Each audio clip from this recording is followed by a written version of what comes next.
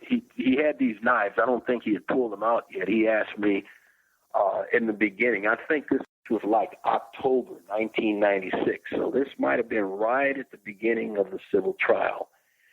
And he says, what did you hear? What do you know about how these people were murdered? And at that time, I was caught up in all of the sensationalism about Nicole almost being decapitated, and first one thing and the other.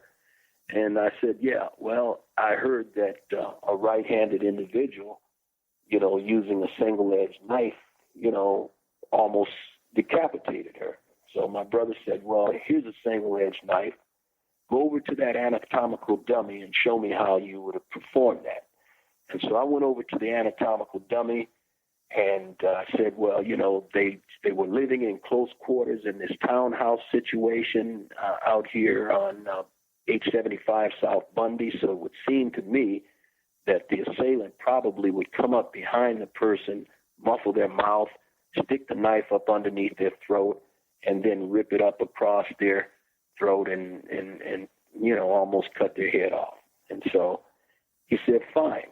He says, now, look at this autopsy. Look at these autopsy diagrams. He said, you see these 4 stab wounds underneath the left side of the ear? Put those deep stab wounds into the neck. And so now I'm in confusion with my hand grasping this dummy and slitting the throat. He says, now that you slit the throat, he says, you slit the carotid artery, which is under 120 pounds of pressure. It's not the what's the most important vein that we always hear about? Jugular. The jugular vein. Right. Jugular vein is under 20 pounds of pressure. The carotid artery is under 120 pounds of pressure.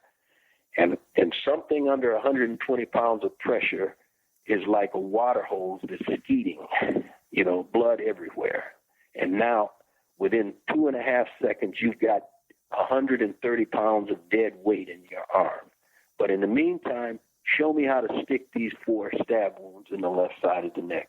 So I'm envisioning this, a person 130 pounds, dead weight in my hands, and I'm kind of taking the knife and backhanding it across the body and trying to stick the knife into the left side of the neck 4 times underneath the left ear. And I said, okay, well, maybe they did it like that. Maybe they backhanded the knife into the neck, okay, after you slit the throat, okay. And my brother says, well, okay. He says, now, when you do that, tell me which way that the sharp edge of the knife is pointing, okay? And so when I did that, the sharp edge of the knife was pointing eyes forward. He said, look in the autopsy report. The forensic pathologist says that it's pointing over the shoulder. And so I said, go back and do it again. So I went back and tried to do it again, and ultimately out of frustration, I just kind of flipped the knife in the air, and my brother started laughing. He said, the odds, the probability of someone committing an attack like that, is worse. He says it's far further out than the DNA calculations. So that's when I said to him, how do you conclude that a person did it? He says, put the knife in your left hand. And then when I put the knife in my left hand, he said, can't you insert it 4 times into the left side of the neck? And I did. He said, can't you bring it up under the right ear and across the midline of the throat? And I did. And he says, what direction is the sharp edge of the knife pointing? Over the shoulder. And so that's where we concluded that it was a left-handed individual. So I said to him, how could this doctor who signed this autopsy report, me not even knowing who that doctor was, because I told him I watched the O.J. Simpson. I saw the doctor on the Simpson trial testify. And he says, well, the doctor who signed this report is not the same doctor who testified during Simpson's trial. And when he told me that, you could have knocked me over with a feather, okay?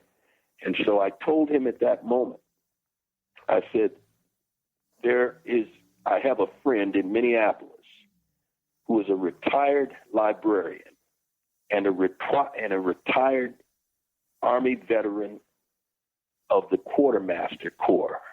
And this guy is very meticulous about everything. And he started recording the Simpson trial for posterity because he thought it was going to be history making from the preliminary hearing all the way to the end. So my brother said, well, when you get back to Minneapolis, it would be nice if you could get him to provide us the videotapes on the medical evidence. And after a week, that individual agreed and provided me with 6 tapes. 5 of the tapes was the longest prosecution witness called in the prosecution's case. And that was the substitute doctor, Dr. Savi Vajeswaran Lakshmanan. Okay.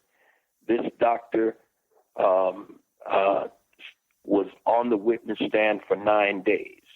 So tapes 54, 55, 56, 57, 58 were of Dr. Lakshmanan. And then the 6th tape was designated with a single digit, number 5. And that tape was the testimony during the preliminary hearing of the actual doctor who performed the autopsy, which was Dr. Irwin Golden. And in the testimony, when I plugged it into my recorder and I heard Dr. Golden testify, he's stating on the witness stand that based upon his morphological examination of the bodies, he found that 2 distinctive types of knife wounds were on the victim's body. Number 1, a double-edged knife, and number 2, a single-edged knife.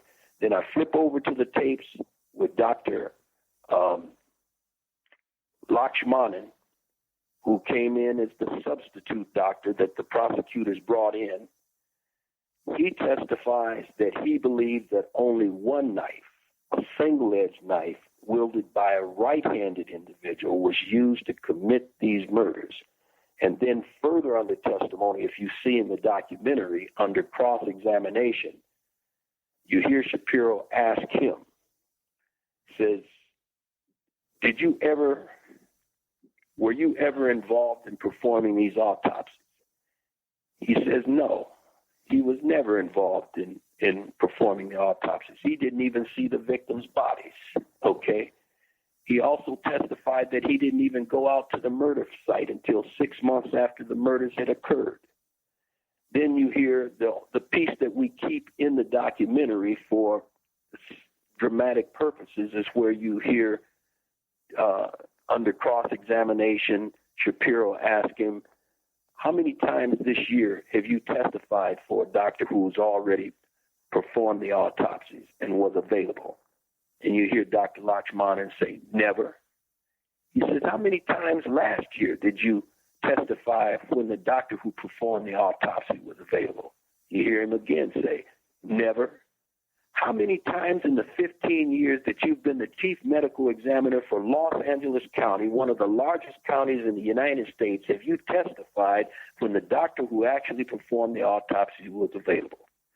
Now you hear him stumble a little bit and he says, well, I never have testified. Wait a minute.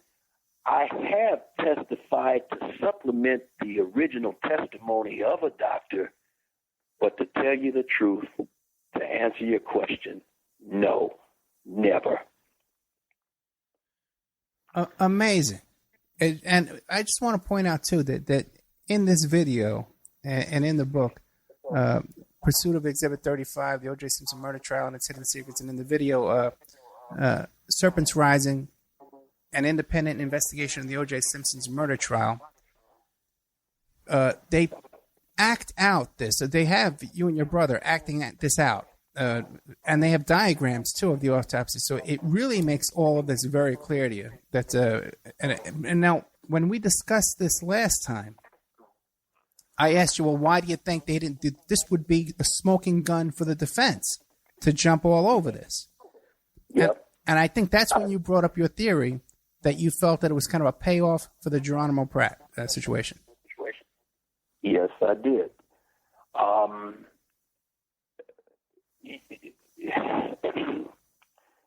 let me put it like this. You said that I think you told me at one point, and I don't know if we were on the air or not, that you did make contact with Stephen Singular. Yes. And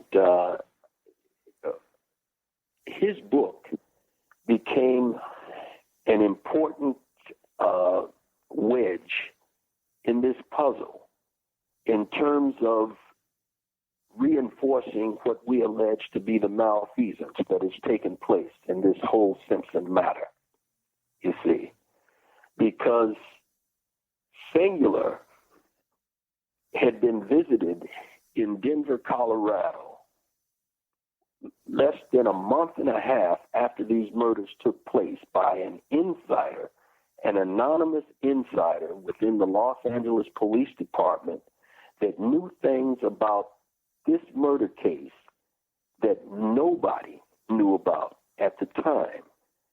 And Singular was asking him, why me? Why did you search me out over in Denver? What can I do to be of benefit to this major affair that is unfolding in Los Angeles, California?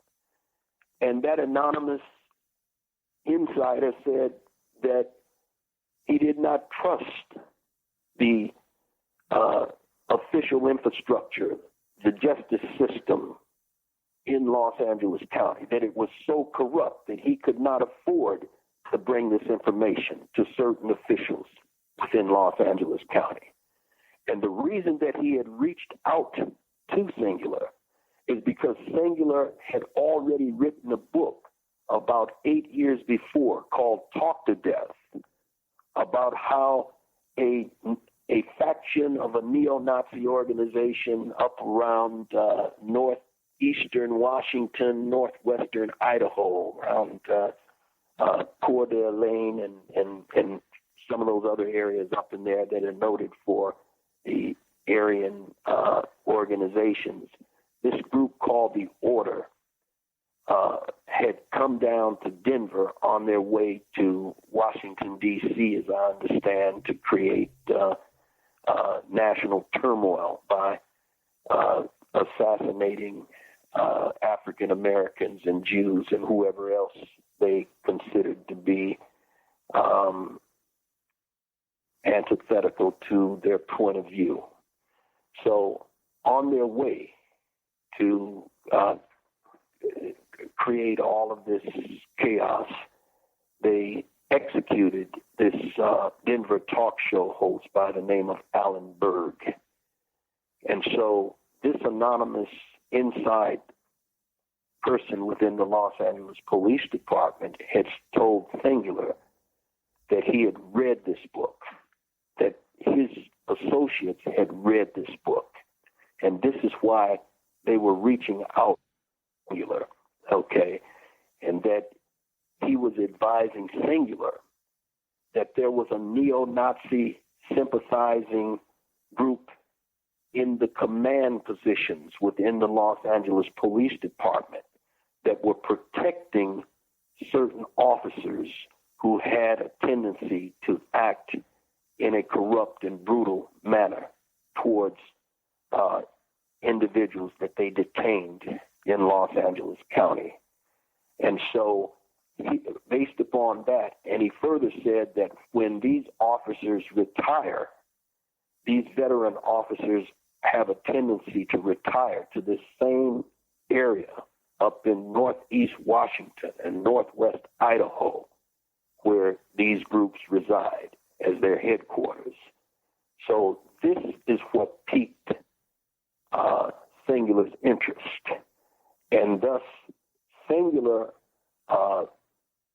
based upon his first visitation in the park in Denver on August 8, 1994, was given information that only an insider would know, that the glove that was found on Simpson's residence on Rockingham had been placed there by a certain police officer.